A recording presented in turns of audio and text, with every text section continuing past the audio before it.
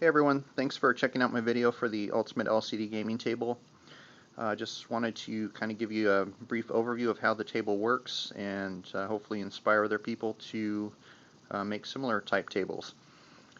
Pretty much got the table set up here. I've got the Wiimote hooked up and it's linked to the computer and it's pointed straight down at the table.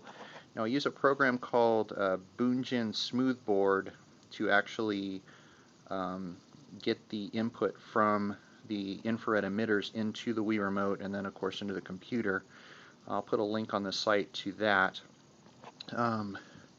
Now this has kind of been a learning experience. Some things that I originally wanted to do didn't work out quite as well as planned, so I had to make a few changes. The first one being the original plan was to use an infrared pin like this. I made this one and I had planned to make a bunch more. The problem with this is since the Wiimote is mounted above the table, as you're moving or trying to move things around, your hand pretty much blocks the infrared light. So because of that, what I did was I made this type of infrared light, which is, I'll call it infrared miniature.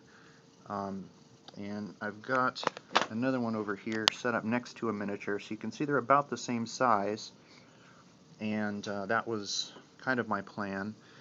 And pretty much with this, it's set up so that it's pointed directly at the Wiimote, so when you push the button, Wiimote gets a nice clear signal. Now the other thing that we were originally going to do, which didn't work out, was we were actually going to use miniatures, which originally was fine. You know, you put the miniature on the map, it's right there, and then you'd use some type of virtual token underneath it that you would move, you know, so you would move the token and then wherever it was going you'd, you know, put it back on top, so you'd have, you know, miniatures. The problem is you're not going to spend the whole game standing directly above the table like this. You're going to be sitting over here.